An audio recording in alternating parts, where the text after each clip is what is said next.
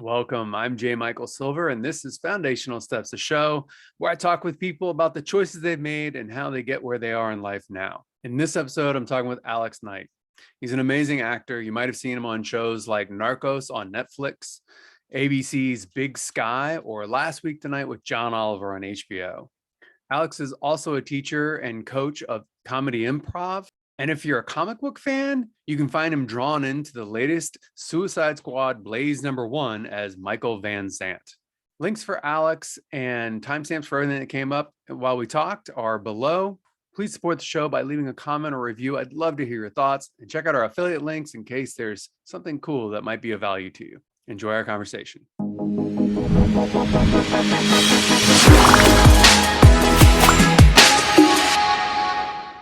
Alex, welcome to the show. Hi, thanks for having me, Michael. Yeah, no, this is awesome. Glad we could do this. Yeah. All right, so give me just like in the briefest way, what you're doing with your life right now. Who are you? Yeah. Let's see. I'm a man. My pronouns are he.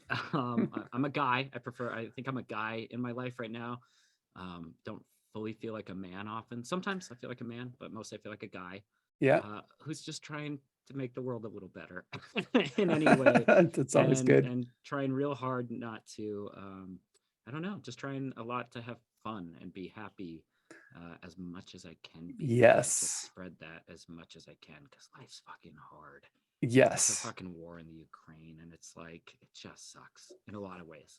Life does not suck, but it really looks like it if you want it to. Yeah, it's very easy. It's extremely easy to look around and say, wow, this is the worst thing ever. How and why are we doing this? And it can't be the worst. It's got to have been worse on the planet. It's going to be worse on the planet. Like, it's all relative, but Yeah. what I think we can do is just make this fucking journey a little easier for each other. And that's kind of Yes. been my goal, I feel, the last few years, a little more so than it had been before that. Do you think acting and improv is, just like, I've always thought, acting is comedians and entertainers are just, incredibly noble because it gives respite, or however you say that word, from the grind and from, Sure. all the craziness that we see that you mentioned. Yeah. Is that also your view? Yeah, but it's not so much I'm here to entertain you to relieve your burdens. It's become a lot more recently teaching improv to people I'm just seeing incredible results in their souls and their, Yeah. just their lives. And people are the skills in improv are incredibly helpful, not important. They're important, I think, but like incredibly helpful to navigate the world. And yeah, I just feel like I'm giving people these skills. I've been teaching a lot up in Santa Fe. Um, and Santa Fe in general is like an older community. And it turns out like a lot of my students have been like older women in their 60s and plus. Oh, wow. And Interesting. and after months of work, they've just been like, my life is different. Like, I feel more empowered. I feel more confident. And these are like older people that I'm like, fuck, I wish you had these tools many years ago. Yeah. And thank God you're feeling it now. They're just feeling themselves in a bigger way, feeling more present, feeling more confident, feeling more the ability to control their world a little bit and make these choices instead of just being boxed. And specifically, I imagine women, and I imagine from later generations, even more so, boxed in and told what they can and can't do Oh, for by sure. society, or literally by partners or people, family, whatever. But anyone, these skills translate to anyone. But it's just been so clear in that demographic of like, I'm making their lives better, period. So like, yeah, absolutely. And I think that's 100% real. I mean, that's, my sister took an improv class from Tina Fey. I don't know how many years back. This is probably 15 plus, maybe even 20 years ago. And it changed her perspective on things a lot. And she, my sister grew up performing like me, and she just left it all be. She couldn't imagine a life, of rejection and never knowing what's going on, starving artist kind of mentality. She just couldn't do it and didn't want to do it. And even having that background, doing a class with Tina Fey really changed her life, and the whole yes and I mean, I would argue any day of the week that, arts in general, but especially improv, yes anding is the most important thing, we can do for ourselves culturally and financially and everything else, because it's yes and it's like, okay, I hear you, and what if we add this to it? And and whether it's business, to get a sale, or whether it's dealing with social political issues like war, or sex, gender, all that stuff. Yes, and like, okay, I hear you, and here's where I'm coming from. I feel like people would see each other. It would Well, it it's would hard. It's hard for sure. It's like even right now I'm dealing with some heartachy emotional stuff, and it's like it's so hard for me to go, yes, this is happening and let's move on. It's really Yeah. hard not to get stuck in those weeds and feel your emotions and all that. And I think it's a balance for sure. The yes and is not always like, cool, let's move on. It's more like accepting, and sometimes for me that accepting can take a while. Yeah. But as long as you're working on it and feeling those feelings and processing that can be your yes, and it can take a while. Yeah. And then you'll move on to your and. Yeah, I think that acceptance, the word acceptance, is probably one of the most important words that I don't know, Americans don't seem to want to do a lot of. There's all this bipartisanship, team playing. I'm on this side, you're on that side, and I don't like you because you're on that side. It's like, no, we're all here together. We're all breathing the same air, drinking the same water. I would You love know, for aliens to come down and make all this shit not matter, so it's not, you're not black, you're not white, you're just I love that argument, we'll but get there someday.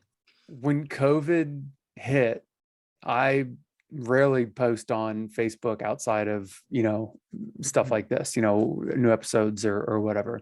And I posted, this is an alien invasion, and this is our test. So COVID itself was, COVID itself, it didn't work. no, Did not unite us. no, No, it we needed to failed. be bigger than that, I think. But I do think, like, just cultural appropriation, all that, like, I want to get to Star Trek where, like, it's all human culture and it's all up for grabs because it's all ours, kind of. Again, I totally respect cultures. I'm not saying I want to take culture, but I'm just saying that we are in the same boat, but it's really hard to see that perspective. We're right next to each other fighting, but we're actually in a bigger thing. I agree. Um, No, I'm with you 100%. It's funny though, because Star Trek, I think, is more of, it's not we're all humans. I think it's we're all sentient, conscious oh, sure, beings. yeah, we get that next level after Yeah, we that, get but that first next we get to level. all be humans and equal in that. Like, you're just a Yeah. fucking human, and that's beautiful. And, like, I don't know, is there a world where, yeah, I don't know, where all the cultures are accessible because they're ours. They came from us, Yes. from our little human bodies. I mean, I We are think that's what fascinating. the America was supposed to be, the melting pot. It's the great experiment of, Sure. let's put it all together and see what happens. And When is it done? When's the experiment over? When do we get the results? I don't know. I don't know. Hopefully sooner than later. I do love this country. Like, I've traveled a lot and I love other countries, but I've personally been treated well by America. I'm a white man, so of course. Yeah. I mean, America is a great place. And I think the only way you can say it's not a great place is if you've never been anywhere else and you've never experienced anything else. And then it's easy to point to aspects of other countries that are like, well, that's amazing. Why don't we have that? And then you have to look at the compromises they made to have They're all that. hard, yeah. And are you willing to make those compromises? Yeah. Well, let's make this a little bit more personal. So Yes. all of this kind of big talk, when did you first realize that you were able to even make these choices? Like, when was that moment in your life? And it could be 4 years old, or it could have been last week. When was that moment where you realized that, like, you're actually playing this game of life, and what you do actually matters? Like, whether it was teaching, performing, or just, saying no to your parents. Like, Yeah. when was that moment? And Or there's like a couple things that come, part of me is like, I don't think I have yet, but I don't think I figured out that fair yet. enough. But if so, I mean, there was one time in high school that we were all roughhousing, and there was a younger kid, and by roughhousing, I accidentally, like, broke his arm. Like, it just swung on him, and he fell down. He, like, broke his arm, and it was like, oh, fuck, like, I didn't Shit really got know the real. kid. He was like an acquaintance, and then it's like, oh shit, like I affected him in that way. But then I also kind of remember in high school being like the class clown and just disrespectful and trying to entertain the students and like fuck you teacher.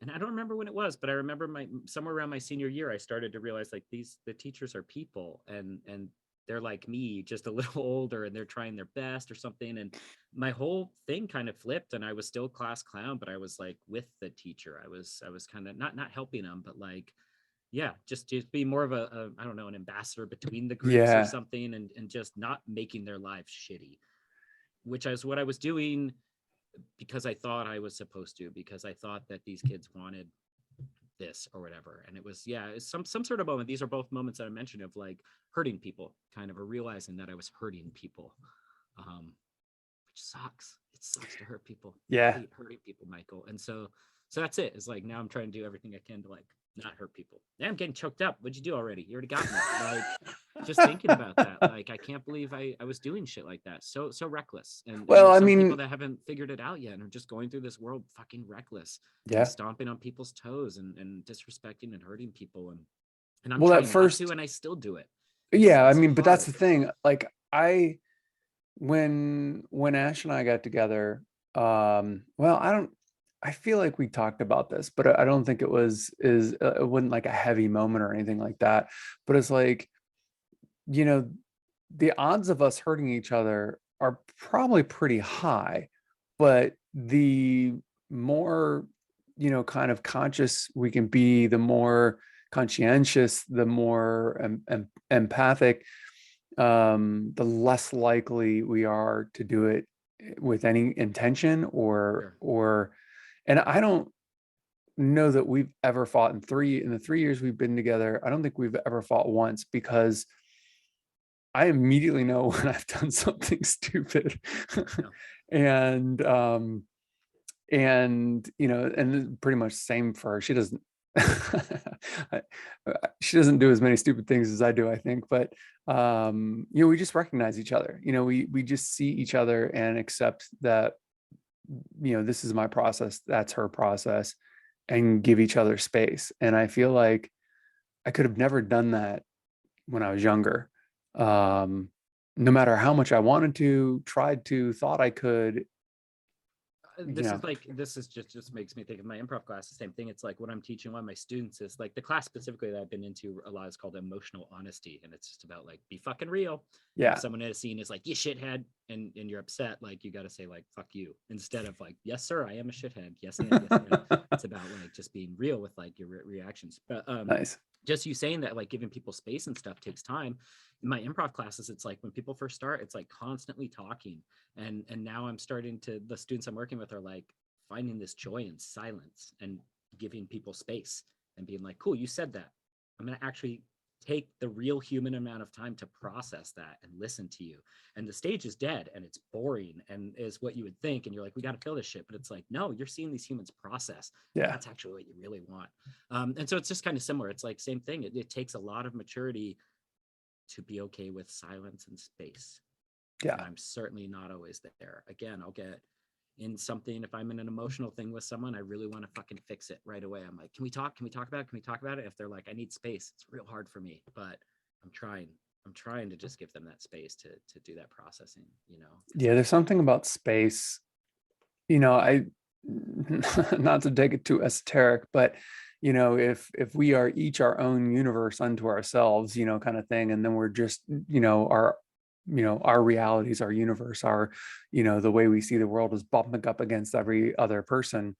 Like the only way you get any stillness, and this is just kind of how I go about things, is to have some stillness and to not be bumping up against anyone else, so that you can kind of know where you're at. And that's always been, even since I was a little kid, that was my process. Like I would literally, this is also part of my need to overcome my fear of darkness, but I would literally go into the closet where there was no windows, and I would nestle myself down between the jackets and everything else, on the floor, and I'd just sit there in the absolute darkness, and it was quiet.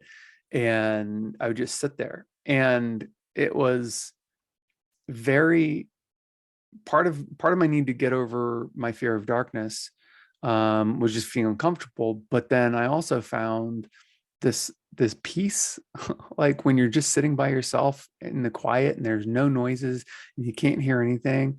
And I've been fascinated, I think my entire life, which is why, as much as I love doing comedy, I always geared towards dramatic stuff, because it's the silence is easier in dramatic stuff for some reason.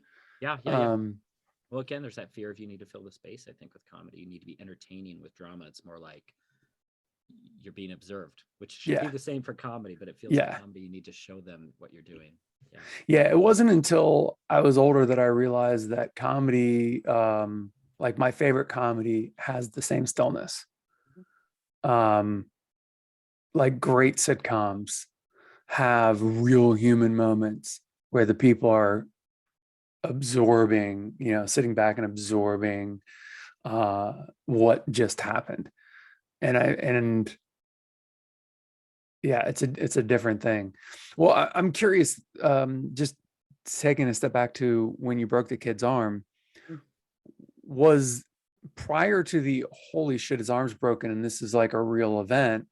Um, was it a real fight? Were you really angry? Like, were you just playing? Like, what were the No, just circumstances? playing, just trying to be a cool, tough guy. Like, yeah, just whatever, roughhousing a little bit. But Yeah. like before that, man, ugh, I totally was. I'm a smaller guy. I'm not very strong. I can't flex in that way, so I need to use my fucking brain. And what I ended up doing is like just being kind of like a bully, in a sense of like one time I had a kid trash can. It's like get him, trash can him.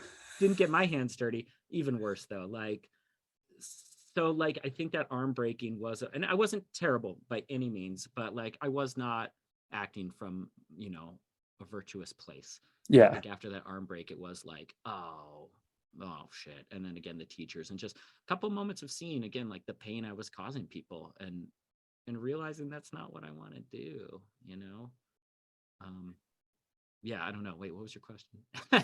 Was it a real fight? No, it was not. It was not. It was just boys being boys, trying to, almost going back to our comedy thing, just trying to do what we thought we were supposed to do. Look at Yeah. us. Look at us. We're doing it. I'm loud.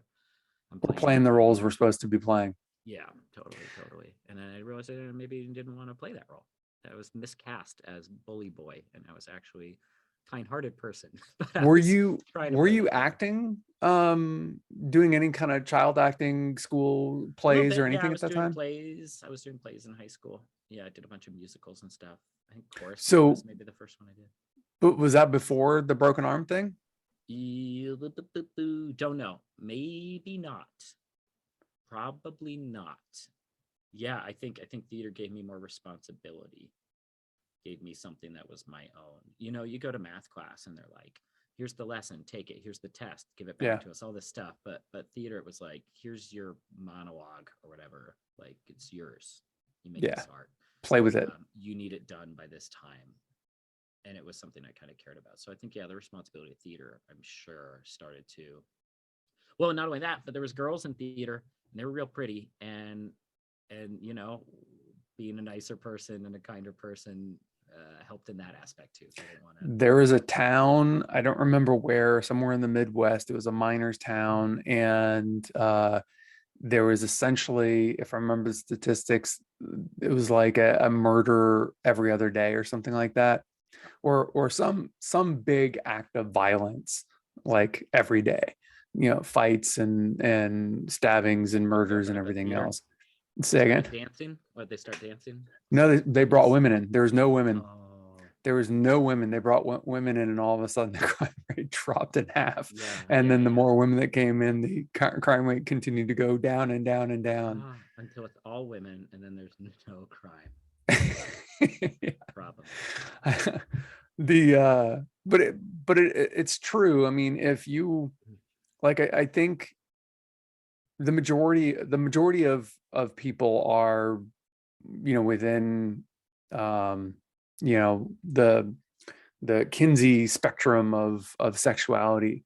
the majority, have some affinity for the opposite sex.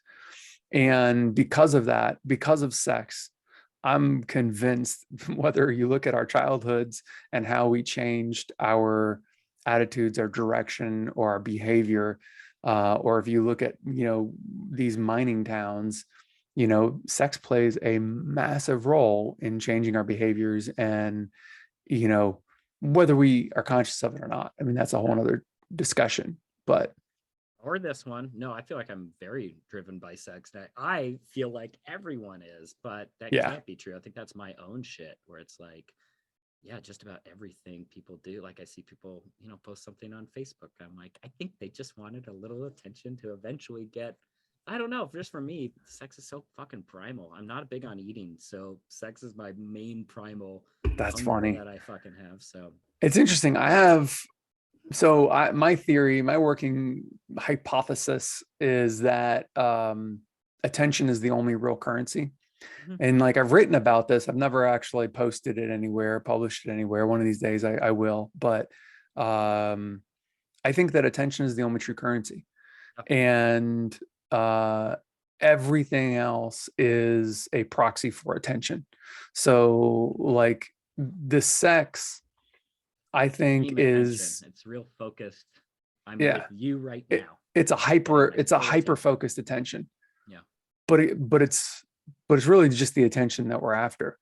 Like, and more often than not, and this is part of the reason why I feel this way, is because in my life, like, where I think I'm going after someone because I'm hot for them, before anything even physical happens, most of my my need is satiated just by having some intimacy with them. And feel wanted, desired. Yeah. And as I've gotten older, I've realized that like, I appreciate people who come out as pansexual, and but I don't know what the category is, because it's non-physical, but in a energetic attention kind of meeting of minds, like, if a good conversation was equivalent to sex, then I want to have sex with everyone. I want to have a great conversation with everyone, like, where you're talking about things that you may or may not come up in a random daily conversation. Even if you're really close friends, they may not that may not come up on a regular, but it's those deeper conversations where you're really exploring your world, their world. Like, that's, for me, the best, kind of the best form of attention. Like, it gives me everything. And everything else is just kind of secondary to that. Are you doing this podcast? You're just getting off on all. Yeah, pretty much. Cool. Totally fair. Happy to help. Happy to be here. Yeah. I've been accused at parties before of like, dude, it's a party, like, relax. I'm like, I am relaxed. This is like but it's because of people don't always like having a real intense conversation, or a quote unquote deep conversation, like, talking about your childhood or whatever. It's like, what else is there? Like, what, like, if this isn't the stuff that we're talking about, like, we're talking about the weather, like, who cares? I can feel it's cold or warm or whatever. Yeah. Anyways, when you in high school, when you hit that moment, where teachers are people too, like, I had a few great teachers early on that like talked to me about their personal, childhood. So like, I was really fortunate, so that I kind of like saw my teachers differently. What was the thing that made you see your teachers in more of a human light? Oh no, yeah, I can't think of a specific. It wasn't a specific teacher. So it's more of a switch inside you. Yeah. That's cool. It's just somewhere around there. See, that's like one of Just those realizing moments of awakening. just realizing I could make life easier. I could make life Yeah. easier for people. Did they start treating you differently? Yeah. Yeah. Much better relationships with them. Much better. So much more rewarding to be friends with the teachers and the students, Yeah. You don't have to like draw lines or, impress the other side in any fucking way. Just be yourself. Yeah. Yeah. No, that's amazing. I mean, especially that it just kind of hit you. So how has that affected, moving forward? Did it change like how you dealt with your parents, or how you dealt with your parents' friends, or your friends' parents, or like People, strangers? just people in general. And, like still always trying to get better. But yeah, just that simple realization that you can make the world a little easier for people. Um, and yeah, so I was already doing it because I was trying to be funny. I was already trying to alleviate pressure in that way. Hmm. But it was like reckless. It was like trying to make people have fun and at the Yeah. expense of other people and damage to property and stuff like that. And so I'd say in a weird way, like my heart was always in the right place. It always wanted to, like we talked about earlier, like entertain at least to relieve the Yeah. stress. But now I'm realizing that like that is not enough. That's like an Advil, and we need to actually work on the actual problems, not just alleviate the pain. And going to a comedy show is great to alleviate the pain, and I'm happy to provide that service as well. But much more important is the classes and stuff, and like just empowering people and spreading this exact same message of like love and listening to people and hearing them. And I mean, being seen is like we just said, attention's really, if not really nice or really important or necessary, it's something. It's something. It's real I magical. mean, I really do think it's attention is the only true currency. Everything else is a proxy and or a crystallized version, like sex is a crystallized version of attention. Money is a physicalization of attention. And man, like I'm teaching all these classes, all these students. Alex, great. Thank you so much. You're making my world better. And it still like wasn't quite rewarding enough. And then I booked a job, and so some producer with a bag of money's like, I think you're good too. And like that felt good.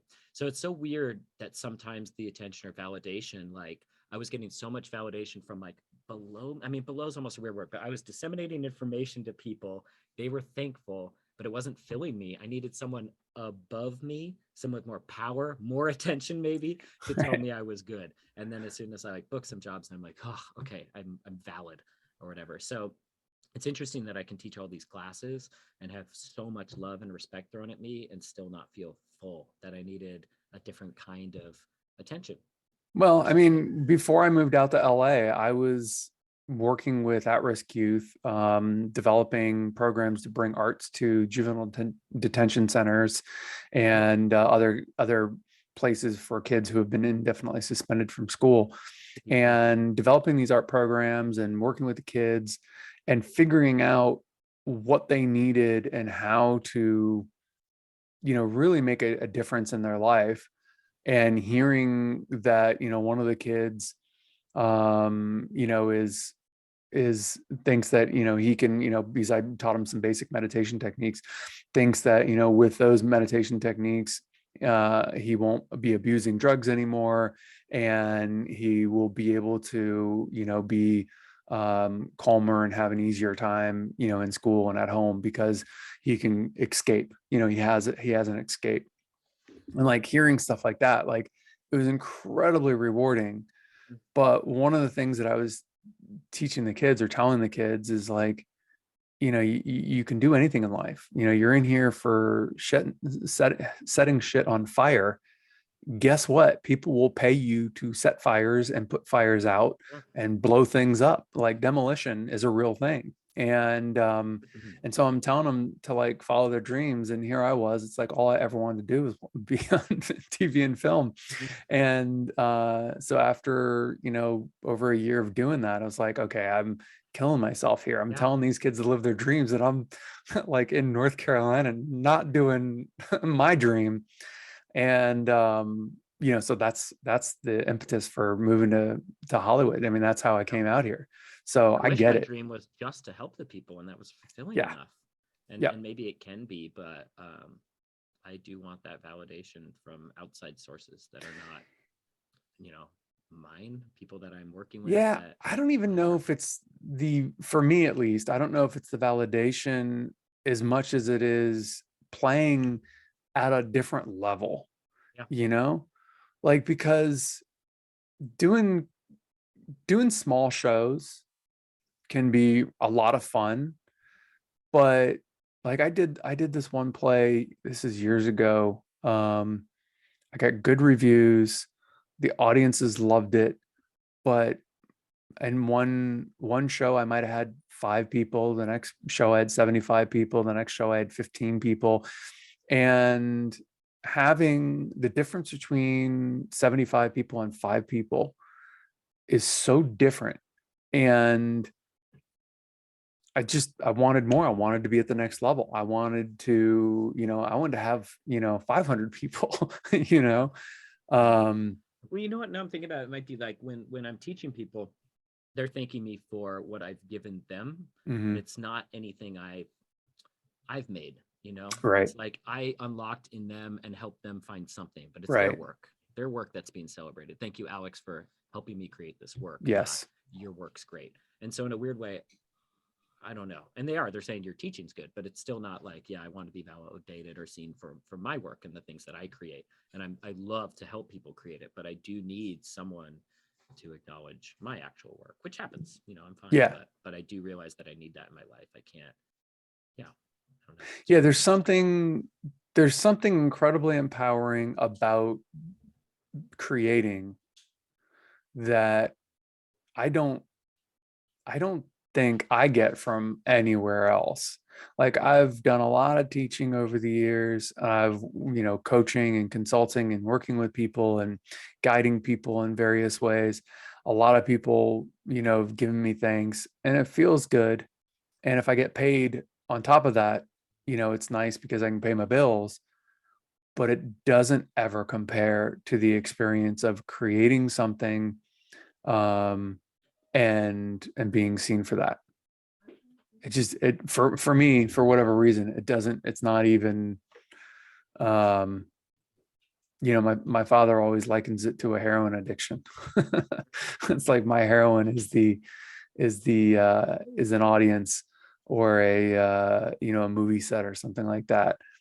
And like I don't care about a trailer, having a nice trailer on set. Oh, yeah. I just want to sit next to, Video Village Mhm, and watch what's going on and be a part of, mhm. you know, the machine. Yeah. Like being a part of that machine. And as actors, we're so the last part of the machine. Yeah. Yeah. We're such a small part of that, but just being that small part, it's like, oh, this is it. This is everything. Well, and like I've done a bunch of work. I've done drama work. I've done all kinds of shit. And like this thing that I just did on last week tonight was like the first time that they were like, improvise, like do what you do best, Yeah, and all like the go outtakes were go you. nuts. And those are all mine. Yeah, and like they loved them. And so going back to just being seen for like what you do for your work. When I read a script for like a different thing, it's not necessarily my work. The acting is my work, but like on this last project I just did, it was me, and they loved me and my Yeah. work and what I was creating, and I felt maybe more seen than I ever have on this last thing, just because Wow, that's amazing. improv is my thing, and they saw that and they said go for it. It translates to other stuff. I can do dramatic acting, but like these people saw me for my actual soul, which was like a silly improv guy. Um, and so yeah, there was just like going back to it. I don't fucking care about trailer. I don't care whatever. I just like they liked my work, and Yeah. that's like the best. It just feels really nice to be seen for what you do. That's all we want. That's all anyone wants. Yep.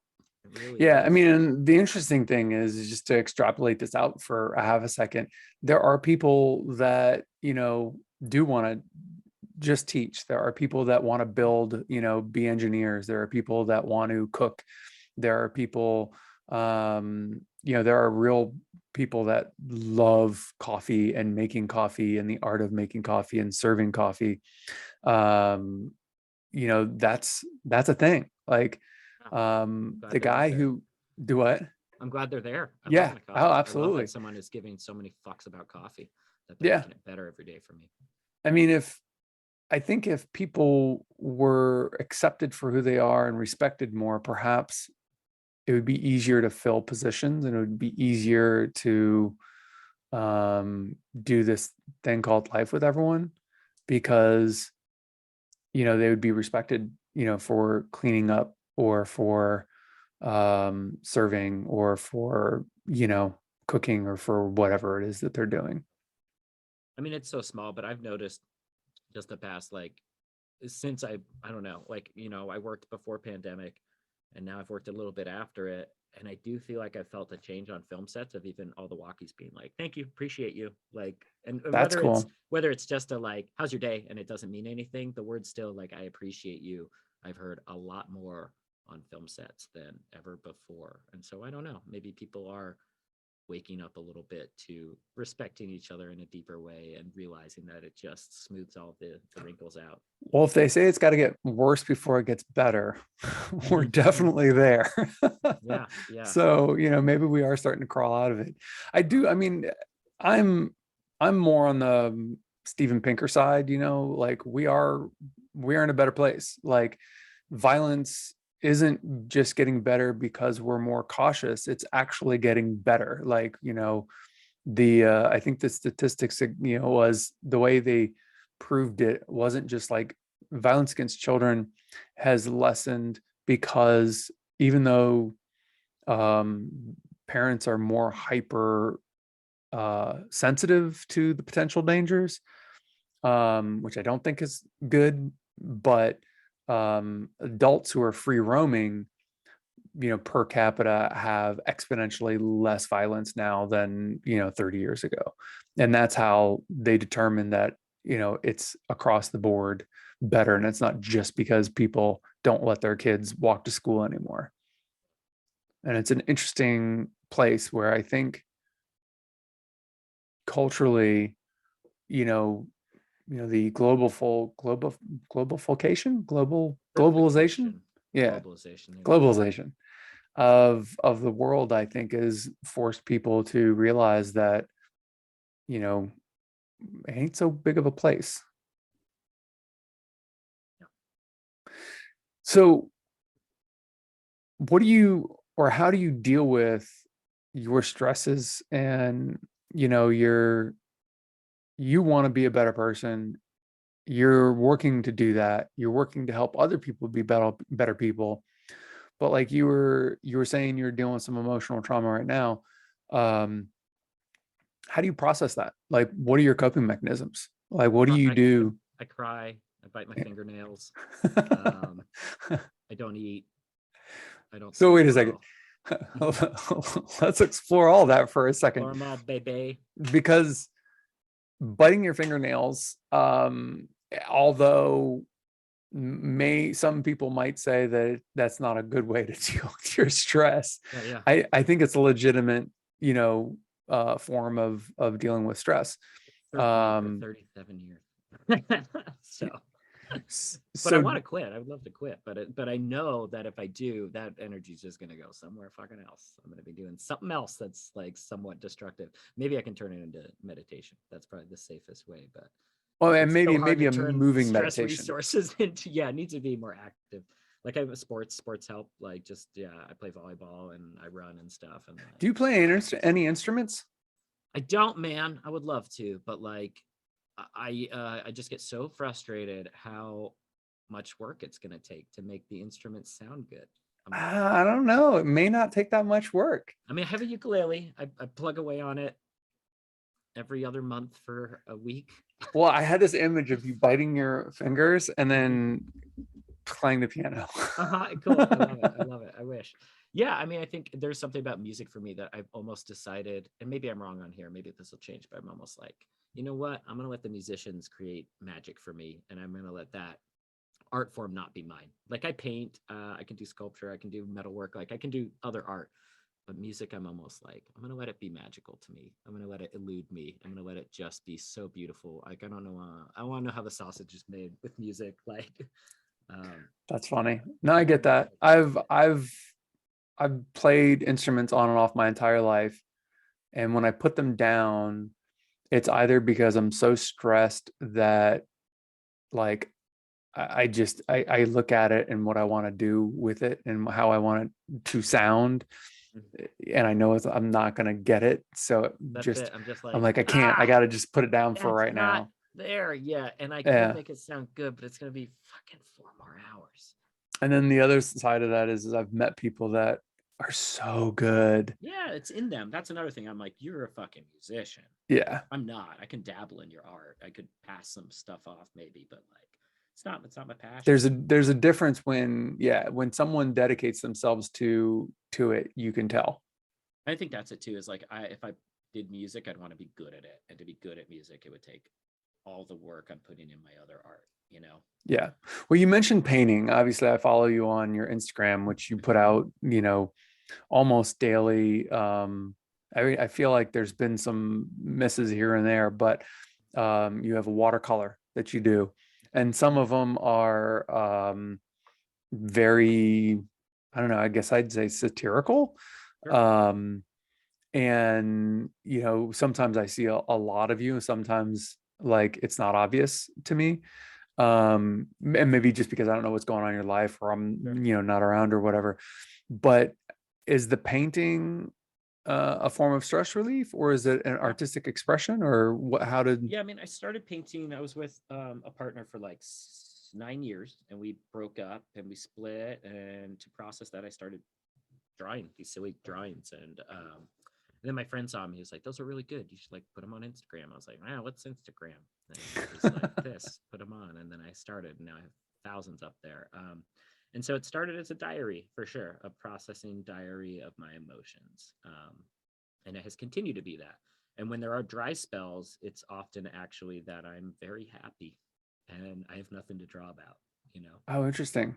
And then I lost a lot of my inspiration during pandemic because I found so much of my art just came from other people. You know, I'm talking to you at a party and then you say something slightly profound on accident, maybe. And I will kind of remember that and I'll throw that on a piece. And so yeah, I was really pulling from other people to create my work as well. And so when I get Interesting. human interaction, I was like, well, fuck, like I got nothing to talk about at the beginning of quarantine. It was just like, this sucks. So I got no drawings. during lockdown, you're not painting as much. You're not getting to teach, and you're not performing. What else besides chewing your nails I started doing and online crying? improv classes. Yeah, a lot of that. But I started doing online improv classes. I was like, very fucking quickly, actually. I was like, I'm gonna do a Zoom class. And every Tuesday, I'm still doing it. I do a drop-in Zoom class from 8 to 10. It's free or donation only. It's 2 hours of just whatever the fuck kind of I want to do. And we create a little community there. And like, woo, man, that got me through. Like, That's it amazing. was really rewarding. And it was weird to do improv on Zoom at first. It was like impossible. How could you do it? We're not as connected, but it's like you just slow down and you listen and it becomes a little more film acting and it's less about entertaining other people and it's about us. And so it became very therapeutic. And that's where I started coming up with this emotional honesty course and then I started teaching that online. And so that was it. In the darkest moment, I did reach out to improv and community. I think that's interesting and amazing that Yeah. even in the lockdown, the darkest moment, you still found a way to make it about community or about people. This community is so great. This little Tuesday class, it's been around now. Like it's rotated. I've lost some people. People have come back. It's been around long enough that it's like a little bit of an institution, and it's a community that like I love them, and it's different. Like some of them I teach in person, but some people are in LA, some people are in Atlanta. Like they're all over the place, and it's this weird random little Yeah, where thing. there's a will, there's a way. I mean, you made it happen. That's amazing. Is there anything you do alone that's, again, other than the crying and Sure, the yeah. nail biting? I mean, masturbation, Sure. marijuana, Okay. um, No, video games. when you smoke marijuana, is it medicinal? I would say, yeah, I think I've got some depression that is probably some gentle depression that has not been ever diagnosed. Like I've gone to therapists and they're like, you're not depressed, you're just real sad right now. You're Um, melancholy. I'm melancholic generally sometimes. So I think it helps with that, numbs some emotions and lets me get through the day being a little more chill. And I'm happy with that. I'm also aware that it's numbing emotions and I got to be aware of that and not hide from those emotions. So it's a balance, but I've smoked marijuana for a long, long time, almost my whole life. And so it's just been a gentle helper through the hard times, I think. It's interesting. I mean, for what it's worth, I don't think marijuana numbs your emotions. I do think it slows them down and makes it so that if you want to ignore them, it's easier to ignore them. Or if you want to deal with them, it's perhaps easier to deal with them because it's slower. But I don't think it numbs. I think I feel like I'm alcohol a pretty numbs. emotional person, and I still smoke, and I'm like, I'm still having these emotions. So yeah, I Yeah. agree. I think it slows them down in some way. Yeah, maybe even gives me a chance to analyze them better. I have no idea, but Yeah. yeah, I mean, only George don't like alcohol. Washington, Don't like alcohol. That does not no, alcohol will me. numb you. Alcohol, you can't feel what's going on. You don't know what's going on. I mean, it's, I mean, alcohol they call a spirit, and the spirit takes you over. Yeah, It numbs you and removes you I don't from like the it. seat of power. Yeah, I feel like a different person on there. Yeah. There's nothing I've ever done drunk that I was like, awesome. Yeah. Good job, man. That was cool.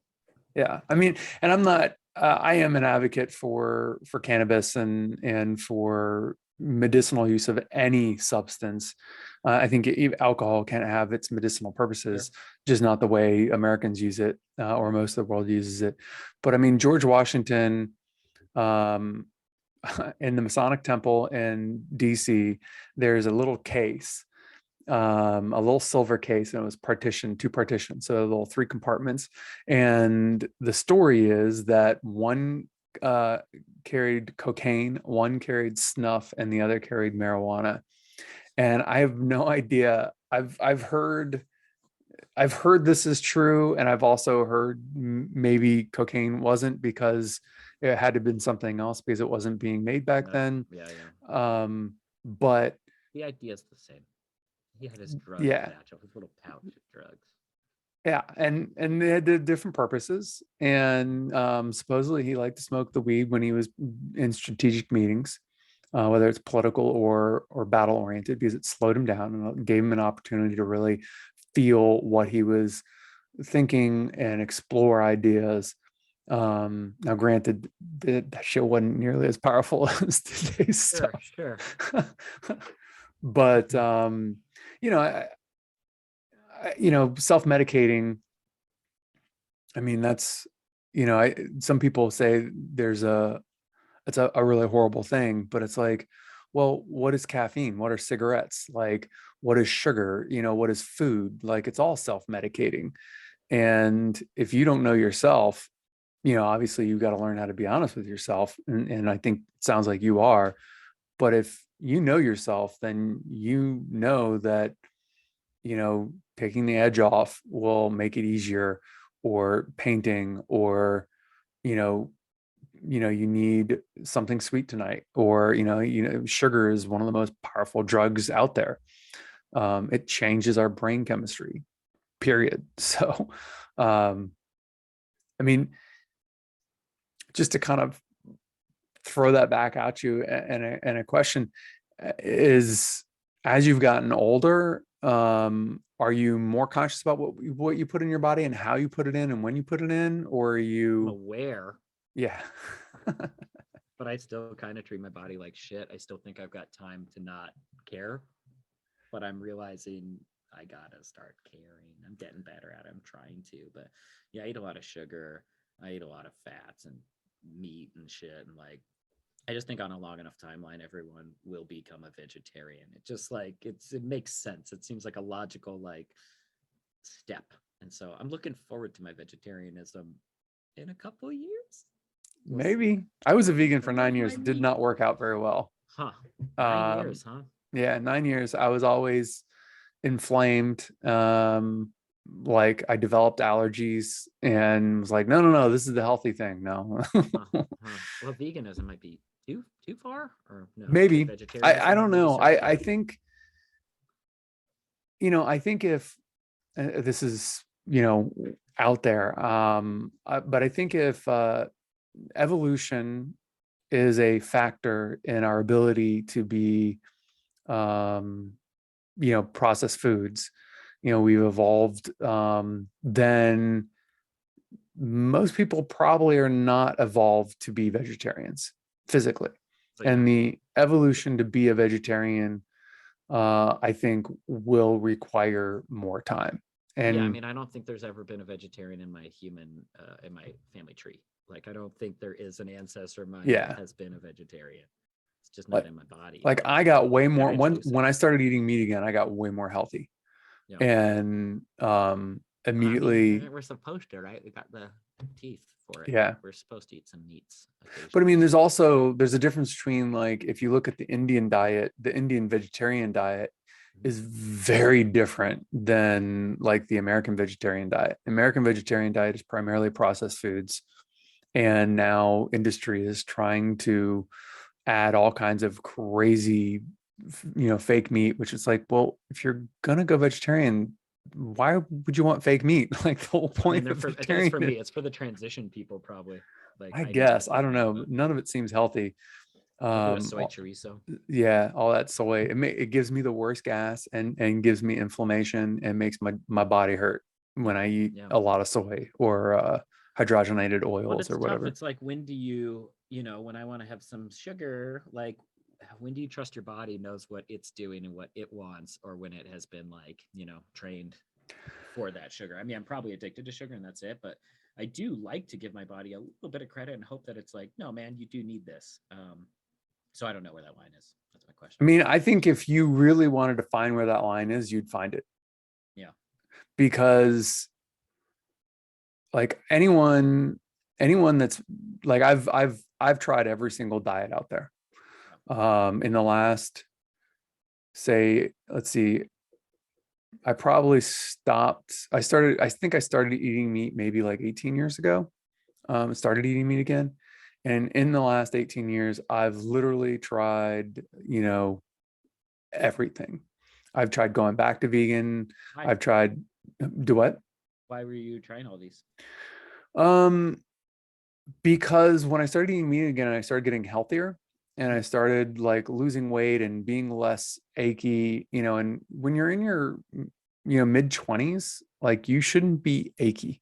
You shouldn't be inflamed. Um, constant inflammation and everything else.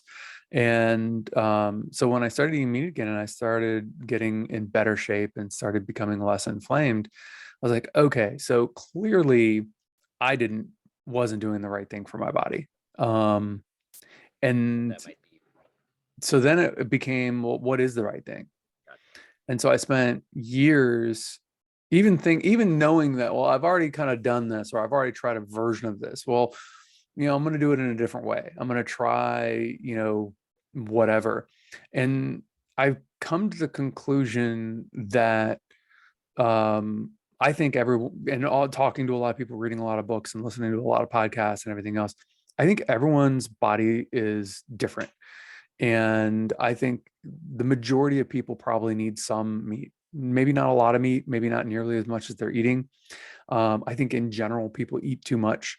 And like, one of the studies that I read that I got into was for fat intake. So if you give a person, and they, in the 40s, I think, I can't remember what the dates were, long time ago, they gave people a 1,500 calorie diet of mostly carbohydrates, potatoes, a little bit of meat, not a lot of fat, and watched them. They were agitated. They didn't sleep very well. They were constantly on edge. The groups would fight with each other, because it was kind of like a gang population, like a medical study. And everyone was irritable, on edge more often than not. And then they gave the same group of people and they've done this multiple times, a 1,500 calorie diet of mostly fat, nuts and avocado and a little bit of meat. Again, not a lot of meat. It was very, very, very little meat, but the meat that was there was fatty meat. and the meat for the other group was like a leaner meat. Yeah. And they were doing these studies, I believe, because of food rationing during the war. And they were trying to understand like what it was doing to people, and like what was the cheapest, simplest way to help these people who had such a limited access to supplies. And they found that people were relaxed, slept better, less irritated, had more energy, um, like exponentially better on a high fat diet. Excuse me. And Then they might not live as long, but happier. actually, that's unfortunately something I think about. Is I'm like, I want to be happy. It's not like I'm gonna party every fucking night, but there is a level of like have fun, because it could end in any fucking way. The cases. So one of my friend's fathers was a cardiologist, and the rate of heart disease has gone up as we've removed the natural saturated fats and implemented like canola oil, rapeseed oil, all of the hydrogenated oils, and all the processed foods. Heart disease has gone through the roof. Where when people were only eating bacon and eggs, heart disease was minimal. So I'm not a doctor. Like anyone who's listening to this that wants to get mad at me, then go do your research, because all the research that I've read points to nothing wrong with a high fat diet. And like marathon runners, ultra marathon runners, elite athletes now are switching to higher fat diets and lower carbs, higher fat. Never done a diet, because it seems like they're still figuring them out. Like they're constantly, I don't know, different ones, and I don't know. Yeah, I think the only thing they're figuring out is the marketing. And I think so most of the diets, this is part of my conclusion, is most every diet that you hear about is a marketing platform to make money. Yeah. And the only real diets are lifestyles, and they fall into no processed foods, no refined sugars, and then you're either eating meat or you're not eating meat.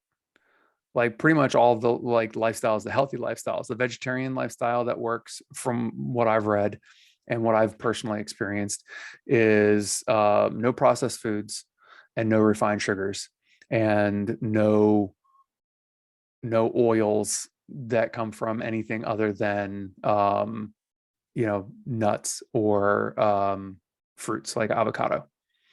And then the meat eater's diet is the same as the vegetarian diet with meat. Like everything else is just stay away from if you can. And I notice if I do that, I immediately have more energy, sleep better, and become leaner. Go figure. And I have more energy and life is easier. Now, I don't always stick to that because there's certain things that I like, and I'm like, why not have this horrible food that I know is bad, but I'm extremely healthy by all medical standards. So, why not have a cheat day? Anyways, way off topic. What is the topic? Are you still good for time? Yeah, I got more time. I got a little bit. Okay. Another half hour. So you're doing classes, and that seems to kind of be probably the biggest part of your life. And then acting as it comes up, you audition whenever you can. Are there any other things on the horizon that you want to do with your life, or that you want to kind of put energy into, that you're like, I know you said you're gonna go vegan or go vegetarian one day, or you're gonna treat your body better. All right, but yeah, I'd like to have a kid. That's a project I want to get on soon, but I'm really loving my life as it is, and it's a lot of responsibility. But Yeah, I think me and my partner are going to do that soon. that's So a that would be. big, that's a big thing. But like, what else? What the fuck out? Like, I'm running out of time. I'm 37. Like, I gotta have this kid soon. Hey, I'll be 46 in July, and I don't have any kids There yet. you go. You're good. You're good. You're good. Do you want kids? My thing is when I was younger, I just assumed I'd have kids. Sure. And then as I got older, it was like, well, it's not really up to me. Yeah. I've got a penis and testicles. I don't get to decide. No, not at all. Not at all. So Yeah. when I came to that conclusion, it was like, all right, well, I want to find a partner that they don't have to want kids. They just can't not want kids. Sure. And you guys can decide that. And then we can figure it out and see what's right. And so we're kind of at that, we need a few things in life to kind of settle a little bit. Structure would be nice for me. Some steady income, which is what I Yeah. don't want to do, and my partner doesn't want to do. She's a musician. She's in a fucking great rock band, and I'm trying to be an actor, and so it's like, But people do it. oh, we could do it totally. We Yeah. got plenty of support. We got 2 families that love us and would even like pay for it. Like if we needed them to, we Yeah. fine. But it's about wanting to do it on your own. Yeah. And you don't want to ask people for that help or whatever. So yeah, I don't know. Yeah. That's kind of where, to some extent, that's kind of where we're at. Because she just started her business and I'm starting some new stuff and trying to figure out how to, see if I can monetize this. I want to do more coaching and consulting and we kind of feel like we're doing so many new things right now. We're not sure if we can do anything else yet. Like, so we're trying to figure out if some things normalize. Yeah. Like you guys are pretty normalized, right? I don't know what that means. Well, I mean, like this, your life. I mean, you're Sure, doing it. So yes. We have a house here in Albuquerque. We live together. We have pets. It's like, yeah, it's stabilized kind of. I mean, like I don't have jobs coming up. I'm artistic director at this improv theater. That doesn't really probably pay for a baby, but it's like a steady-ish job kind of. Yeah. She works at a bar, but she doesn't want to work at a bar. Yeah, we're just really hoping her band takes off and my acting career can take off. And like, yeah, if that happens in like a fucking year, then we're golden. But yeah, we'll see. Playing it by ear. Who knows? It's not something that we need to do, but we have parents that are getting older and they would love to be grandparents. And like, I really want to give that to them. Not for them. I want to do it myself, but I would love for them to see it. And so like, that's kind of part of my time crunch too, is I'm like, I want to get these babies out so they can enjoy their grandparents. And so I can be, man, I'm jealous of those people that had those kids at 18. I got friends that had kids at 18. Right. They're like, they're fucking sexy adults with no responsibilities. Yep. They have a child that they love and have grown. And yep. So those teen pregnancies got to be really difficult. But in hindsight, I almost wish I had one. So in my perfect world, we are a community of humans where everyone's taking care of everyone and everyone's accepted for who and what they are to do whatever they want to do.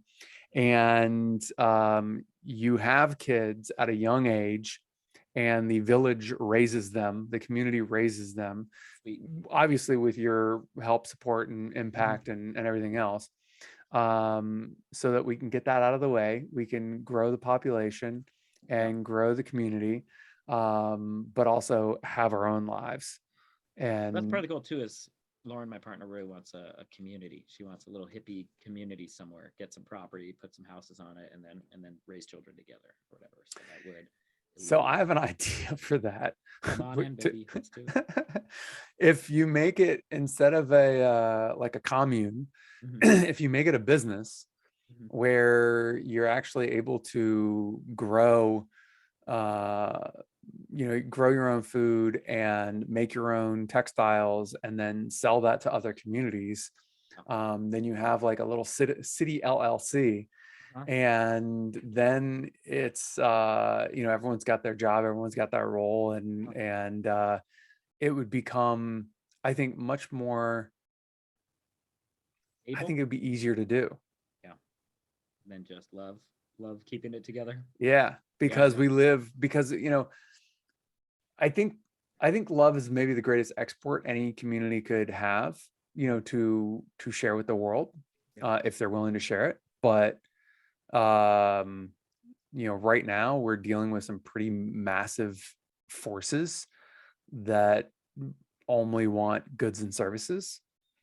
And so I feel like if you attach a little love to the goods and services, perhaps maybe that's the way to, There you go. to create the movement, create a little change. I don't know. I mean, it feels like, yeah, even like Starbucks started with like a really loving little coffee shop, right? Lots of love there probably. And then, yeah.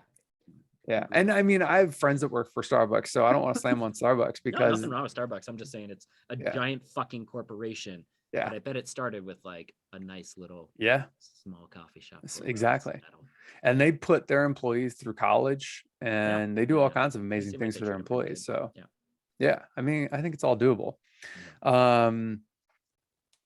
Well, what else, just to kind of, I feel like we've kind of hit all the major points, and I'm sure we could talk for another couple hours, but just to kind of keep it within, Yeah. What do we need to get done? What is the thesis of this podcast that we need to answer so here? I think we kind of know, we have an idea who you are, and we kind of know, some of the things that have kind of brought you to, your awareness, and kind of make you um do you.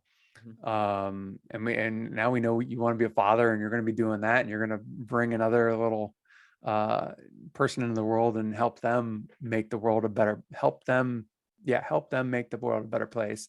Any other projects or any other big things on the horizon um that you want to share with the world, or anything coming up? No, I mean, I think I just told you, I didn't work all that pandemic, and then I got how many, like five jobs in a row. It was nuts. And so That's awesome. I mean, understand by now I'm super depressed because I'm like, wait, what? It's all Where's the gone. work? I have nothing on the horizon at all, in the best way. I've got my theater. We just had some auditions. We're gonna add some new people to our ensemble. We're gonna just start pushing that. Like, I'm gonna get on my Albuquerque. It feels like his theater took a big hit in quarantine and all that, and Yeah. so it just feels like the arts is a little dead. And so right now it really feels like we're like restarting this machine. We're like turning these cranks So and like just getting energy back into Albuquerque, and turning it back on as a place. yeah. So Artistic so place. if anyone who's listening is in Albuquerque or plans on going to Albuquerque, then make sure Check out our to theater. support the arts. Go to the Box Theater in downtown Albuquerque. Check it out. Nice. Yeah, I'll put it's just like, again, creating community and spreading the love, and improv is such a great way to do it. It feels yeah. like it's such a like it's so pure. It's literally like, you give us something, we're gonna make some art from what you just told us to make art about. It's connective, and I just love it so much. There's nothing like it for me. No, I think I think improv is the, the stuff that life is made on, really. I mean, you're just putting it in a condensed place, but I feel like without improv there is no life. I mean, there is no two people meeting on the street and having a conversation, you know what I mean? That is improv. Yeah. Done right. And Any conversation, any invention that's been like, everything is people yeah. listening, agreeing, building upon. Yeah. Yeah. And I so mean, that's it too. Is like, when I teach this stuff, it is less about like, people get in there and they're like, oh, you gotta be funny, I gotta be quick. I'm like, it's not even about that. Like, that is a product of improv. It's like improv comedy that you can do if you're really good at it. But the truth is, it is just about connection, listening, being present, accepting, and loving yourself too. That's something that's big. And I'm not always great at it, man, but like, I do love myself, and I like who I am. And that's I think all you need. Like, that's the most important fucking part. How you get that, I have no fucking clue. Lots of validation from other people telling you you're good and wonderful, and some personal stuff inside you. But I just see people that hate on themselves, that beat up on themselves. Even why I was like, why are you on a diet? Why are you thinking about diet? Because like, when people are like, I'm fat, I'm like, fuck you, you piece of shit. You're not fat. You're fucking human. Like, I don't know. I hate when people don't like themselves. And again, I think improv is helping my students sometimes like themselves a little Yeah. bit better, telling them that their ideas are good, that their choices are great,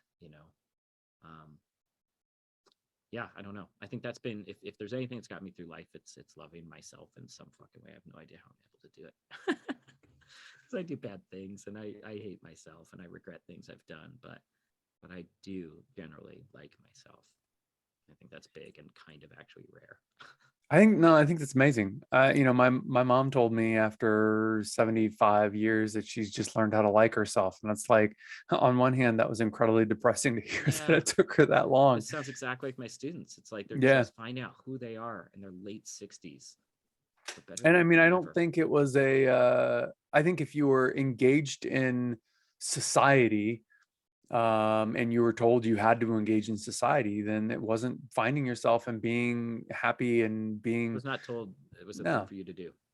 Yeah. No, we have the luxury, we have the privilege as Americans that you can take some time and contemplate that and figure out what you want to do. Even if you're dirt poor and or in debt, like you can still carve out an hour to think about who you are, and it's encouraged nowadays, where maybe those hours were there before because there was less TV, less movies, but it wasn't encouraged at all. Yeah. All the sad businessmen that like committed suicide in the 50s just because they're like, ah! Yeah. Like, no, I'm not able to express myself. I got to work. I got to provide. I got to whatever. Yeah. Yeah. I mean, I think that's I think that's it. I mean, I think that's the kind of everything is you just got to love yourself, and I think it's different for everyone. I get really bored with life. So that's part of the reason why I do the different diets. I just want to find, like, I've got this machine. I want to figure out what to do with it. Like, for sure. Like, what else can it do? Like, can I climb rocks? Okay, let's climb rocks. How good can I get? Yeah. Like, what's going to make me better? Like, can I surf? Okay, great. Like, what's going to make me better? Like, because I don't know what else is there. Like the love yourself is, I think that's everything. I don't know what else to say. I mean, I feel like, from an episode, from a show standpoint, like we've gotten to the core of the most important thing. You just got to love yourself, and it doesn't matter how, just figure it out and keep working towards it. Again, I think we can help each other love themselves. Yeah. And I think that's what maybe that's the name of the episode. We can help each other love ourselves. Yeah, I would love to. I would love nothing more than to make you love yourself more, Michael. Really. Yeah. And everyone else, because that's a beautiful sentiment. Energy is so fucking palpable. Yeah, it's everything. Joy and happiness. Don't forget to leave a comment or a review. I'd love to hear your thoughts. New episodes every Tuesday, and check us out on YouTube for short clips from each episode. Thank you. And until next time, remember, your life story is yours to write and rewrite as many times as you want.